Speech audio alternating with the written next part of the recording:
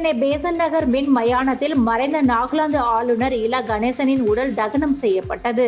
12 துப்பாக்கி குண்டுகள் முழங்க இல கணேசன் உடலுக்கு முப்படைகளின் இறுதி மரியாதை செலுத்தினர்.